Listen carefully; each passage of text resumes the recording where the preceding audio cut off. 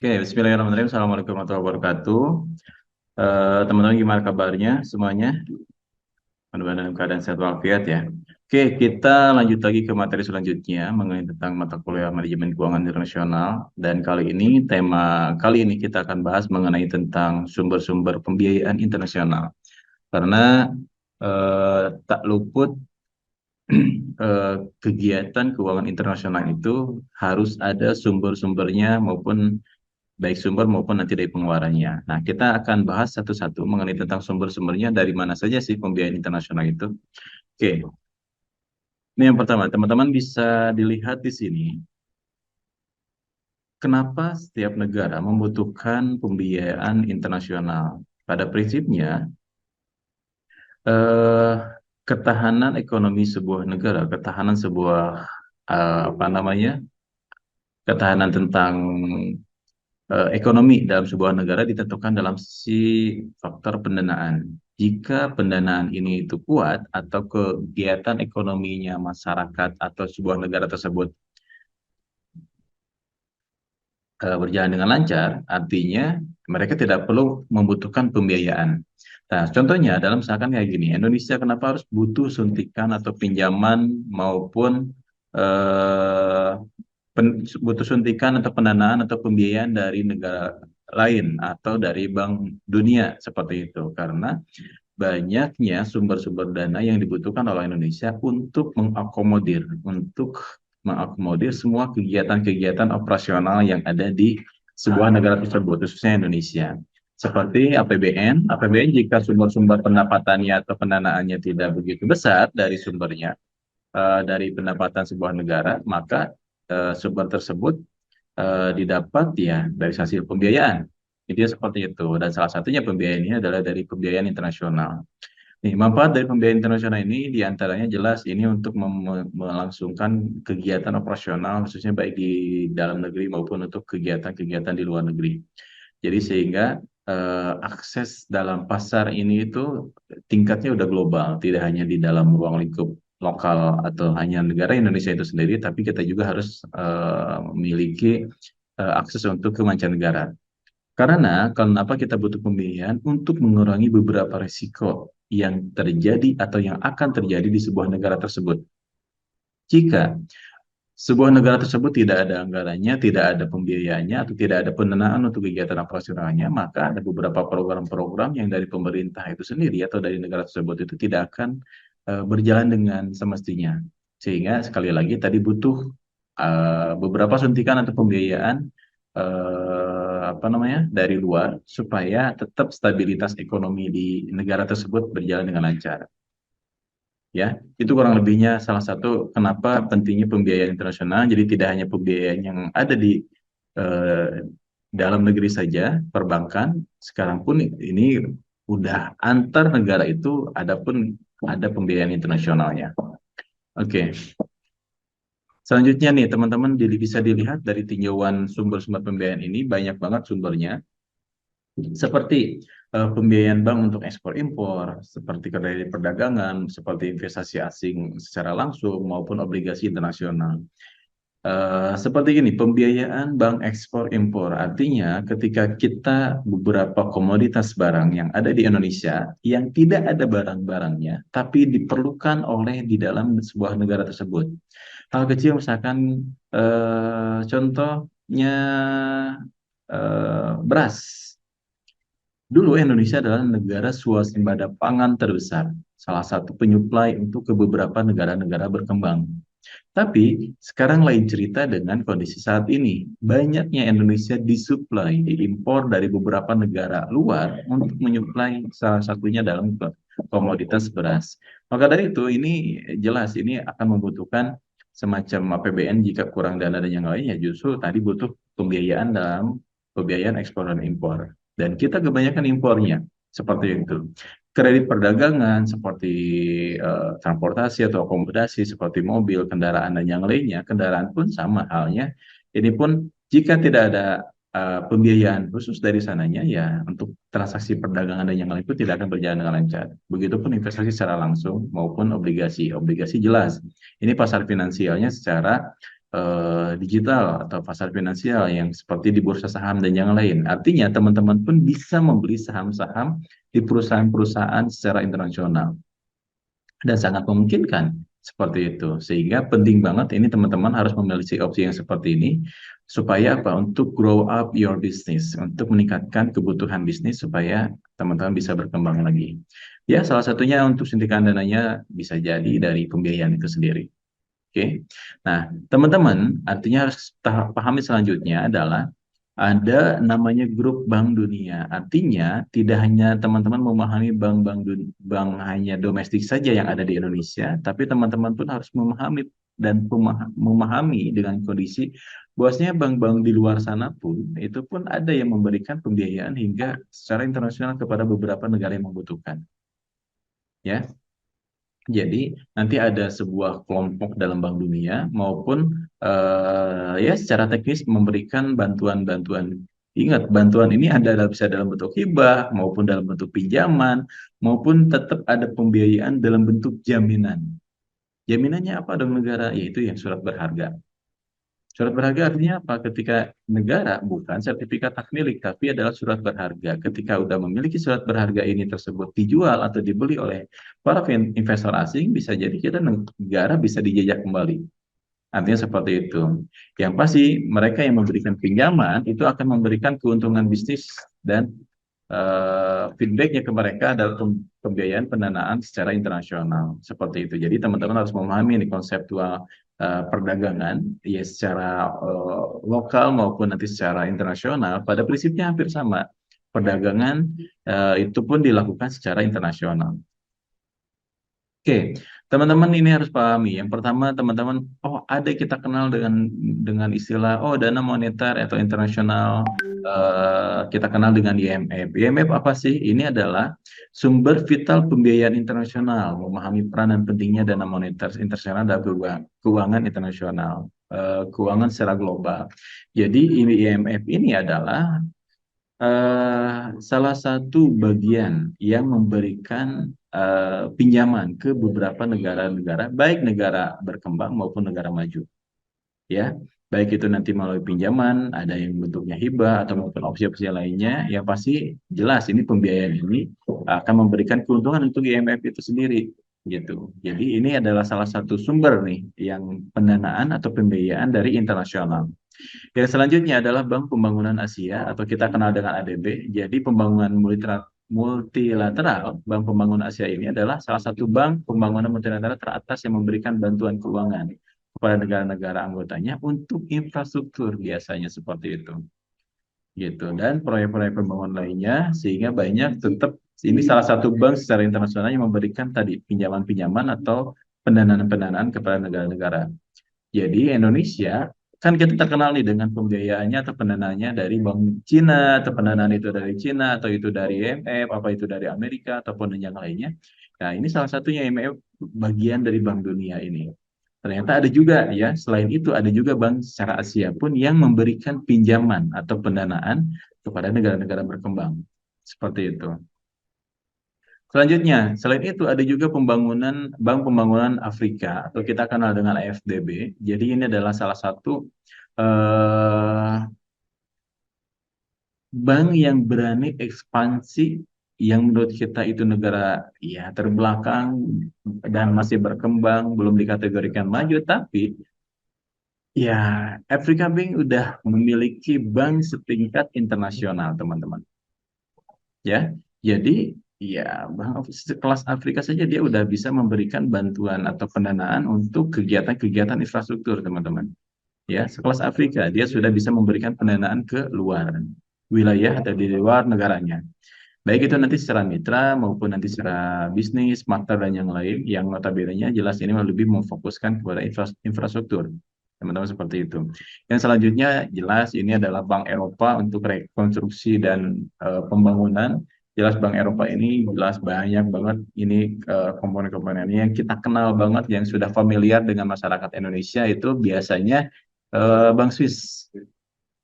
Ya, karena banyak orang-orang Indonesia yang mungkin ya kita sebut saja orang-orang yang punya duit atau yang punya korupsi dan koruptor itu kebanyakan dana-dana itu menyimpan di sana di luar negeri seperti itu.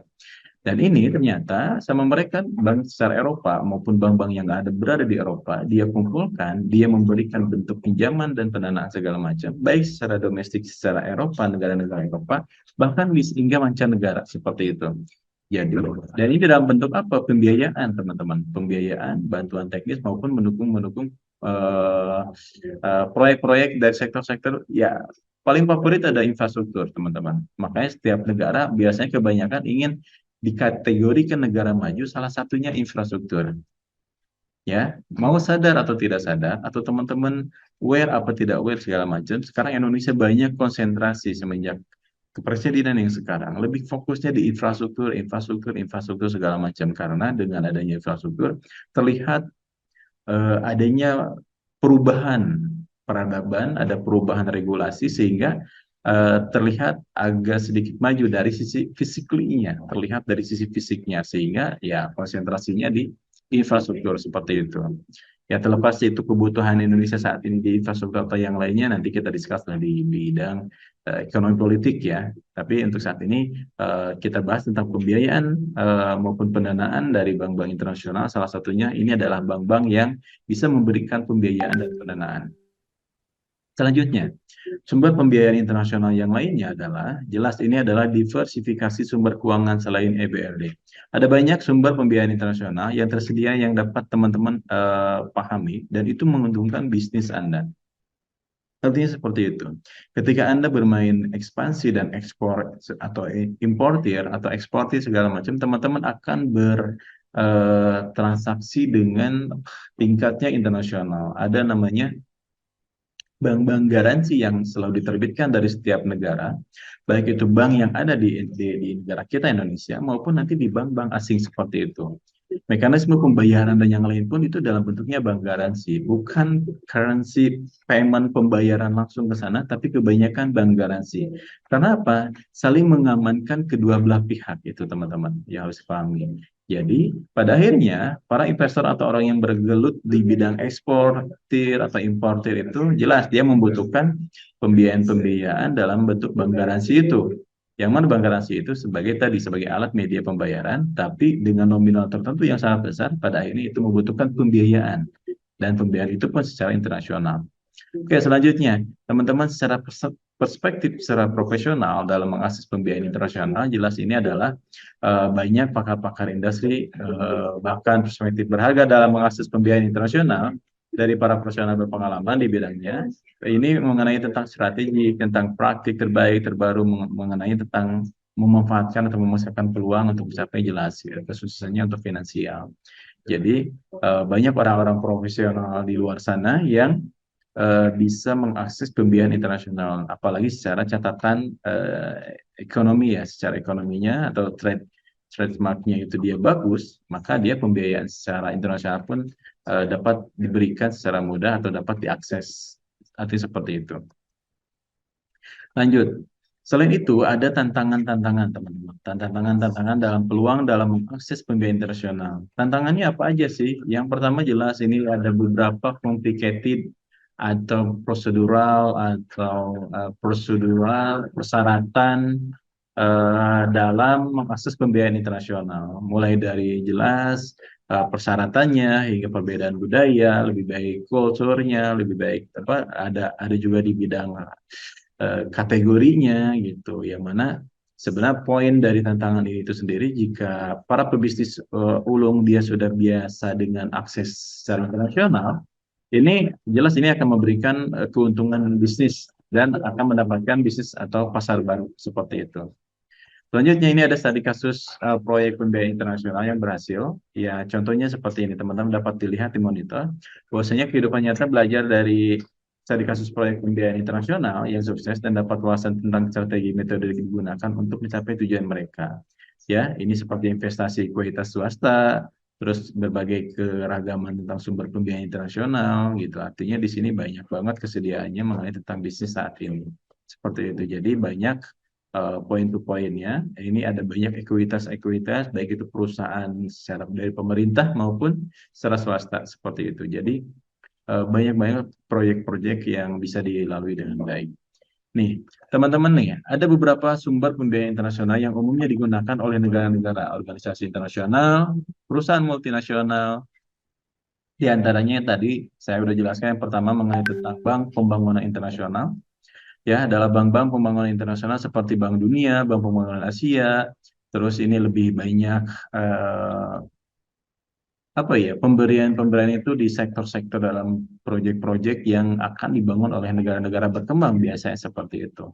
Karena negara berkembang butuh biasanya infrastruktur-infrastruktur yang mumpuni, sekali lagi, untuk menunjukkan dan bisa masuk ke dalam kategori negara-negara maju seperti itu. Jadi kebanyakan lebih ke konstruksi apa, infrastruktur, seperti biasanya seperti itu.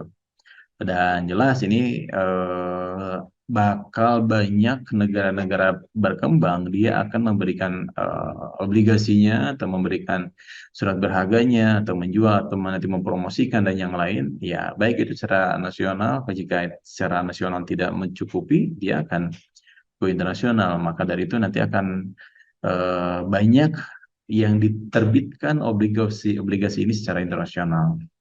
Oke, yang kedua adalah pada akhirnya nanti para pebisnis ini akan ruang lingkupnya dan harus terbiasa dengan pasar keuangan internasional. Finansial di sini tidak hanya di Bursa Efek Indonesia saja, tapi nanti secara Bursa Efek secara internasional, bisa di trade center-nya, nanti bisa di Amerika dan yang lain, dan teman-teman pun ketika dalam berbisnis nanti udah skala profesional, itu akan banyak banget berkutat dengan pasar-pasar keuangan di internasional. Jadi bisa lintas antar negara, teman-teman juga bisa mengakses dana melalui segala macam, perputarannya pun tidak hanya di dalam ruang lingkup suatu negara, tapi sudah antar negara, bahkan bilateral atau antar negara dengan tidak ada batasan sama sekali, jika kita sudah terbiasa dengan pasar keuangan secara internasional. Yang ketiga jelas ini ada tentang dana moneter internasional. Ini nih kita kenal dengan IMF. Itu adalah sebuah organisasi internasional yang memberikan pembiayaan. Ingat, IMF ini bukan hanya membantu saja, tapi ini dalam bentuk ya tadi organisasi-organisasi dari beberapa negara mengumpulkan dananya dan memberikan pembiayaan. Yang harus digarisbawahi ini adalah pembiayaan, bukan hanya sebatas dana hibah semata, tapi pembiayaan-pembiayaan ke negara-negara yang membutuhkan. Seperti itu.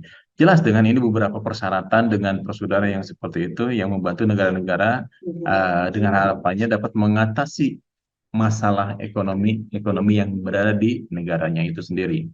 Yang keempat, ini ada pinjaman komersial, layaknya di pinjaman komersial yang ada di kita, tapi ya pinjaman komersial di sini jelas karena kita konseptualnya secara internasional, pinjaman komersial di sini pun akan dibiayai oleh bank-bank di luar Indonesia. Gitu. Jadi bank-bank secara komersial dari mancanegara bisa membiayai ke negara kita, bahkan teman-teman tak luput juga buat teman-teman semuanya ya, kalau teman-teman aware di sini, banyak bank-bank yang berdiri di Indonesia. Ya, banyak bank-bank luar negeri yang berdiri di Indonesia tanpa kita sadari. Contoh hal kecil kayak gini. Kita kenal dengan ada namanya istilah Maybank. Maybank itu adalah berasal dari Malaysia Bank. Oke, OCBC, NISP itu adalah sekarang kepemilikan sahamnya udah di luar dari yang asing. Yang selanjutnya banyak bank-bank asing, ada Korean Bank, ada China Bank seperti itu. Bahkan ada beberapa negara-negara yang sudah jelas-jelas mempopulerkan dan sudah beroperasional yang ada di Indonesia. Dan itu pun bisa diakses oleh masyarakat Indonesia memberikan pinjaman, mendapatkan pinjaman dari bank-bank asing tersebut. Tapi yang menjadi kerugian kitanya adalah ketika kita memberikan payment, ada pembayaran di sini terhadap perusahaan-perusahaan asing yang berada di Indonesia, yang mana keuntungan yang didapat oleh bank tersebut akan diambil langsung ke negaranya tanpa ada kontribusi apa-apa ke kita, artinya di Indonesia. Jadi perbedaannya adalah bank, misalkan bank yang ada milik Indonesia dengan bank yang milik asing. Ketika bank milik BUMN, contoh hal kecil seperti itu, ketika kita memberikan pembayaran payment, ada kegiatan margin atau keuntungan di sini, ini masih dinikmati oleh masyarakat orang Indonesia itu sendiri atau oleh negara itu sendiri. negara Indonesia.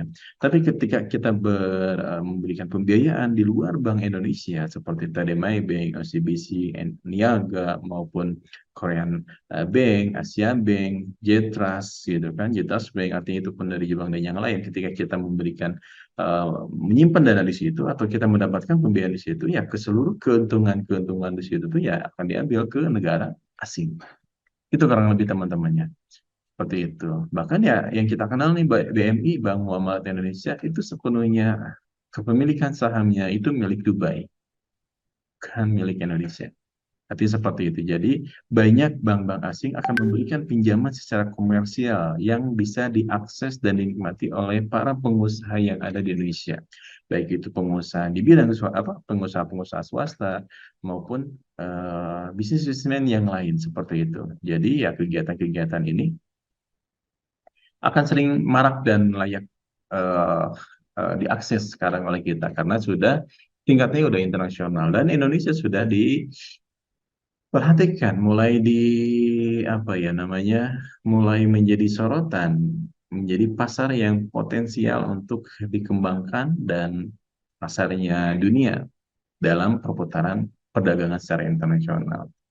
Itu teman-teman. Jadi pembiayaan-pembiayaan yang tadi yang harus teman-teman pahami, artinya beberapa sumber-sumber pembiayaan ini kenapa harus diberikan dan kenapa harus di-share ke masyarakat Indonesia. Jadi teman-teman harus aware dari sekarang ketika nanti someday teman-teman berbisnis atau berusaha dan yang lain segala macam.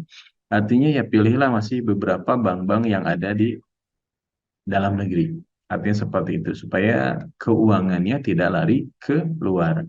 Semakin kita membeli barang-barang dari luar atau kita menyimpan uang-uang di luar bank di dalam negeri, otomatis ini akan mempengaruhi terhadap tingkat inflasi rupiah itu sendiri. Nilai kurs rupiah akan semakin rendah jika kita banyak menggunakan mata uang asing. Makanya kalau teman-teman pahami sekarang udah ada negara pesaing di sana yang ingin menyaingi dolar, sehingga ya luar biasa dampak dari dolar itu semakin turun, ya imbasnya ya rupiah pun atau beberapa kurs mata uang asing yang lain pun dapat meningkat. Salah satunya kita tidak ketergantungan terhadap satu mata uang, contohnya dolar, sehingga ya rupiah harus tetap naik, kurang lebih seperti itu. Oke, itu untuk tahapan awal, teman-teman, untuk mengenai tentang pembiayaan. Sampai di sini ada pertanyaan. Jika ada pertanyaan, silakan aktifkan mic-nya. Ini ada tahapan awal mengenai tentang pembiayaan. Nanti ada tahapan selanjutnya kita akan bahas mengenai evaluasi suku modal secara internasional ya. Kita nanti lebih ke pendanaan, sekarang lebih ke fokus ke pembiayaan dulu. Oke, kita pembiayaan dulu, setelah pembiayaan baru nanti pendanaan, karena ini tetap harus balance antara pendanaan dengan pembiayaan, dan ini dua satuan yang selalu dilakukan setiap negara. Artinya seperti itu teman-teman. Ya, jadi harus paham dan harus mengerti, teman-teman harus mulai aware terhadap apa kegiatan-kegiatan yang ada di mancanegara, maupun itu secara asing, maupun internasional, maupun secara domestik. Itu. Oke, itu saja teman-teman. Ada yang pertanyaan? Silakan jika ada yang ingin bertanya, silakan aktifkan. Oke, kalau tidak ada pertanyaan teman-teman, nanti setelah ini nanti silakan cek di LMS untuk mengisi presensi. Jangan lupa nanti setelah ngisi presensi teman-teman sesuai jadwalnya dimulai dari jam 1 nanti sampai setengah 4, nanti teman-teman silakan isi presensi di tersebut situ, dan nanti ini bagian salah satu kisi-kisi ya, kisi-kisi nanti untuk tugas akhir selanjutnya. Oke, itu saja teman-teman, terima kasih atas perhatiannya, selalu sehat dan tetap jaga kesehatan. Terus kita harus tetap open minded, artinya teman-teman harus aware terhadap kegiatan-kegiatan keuangan secara internasional.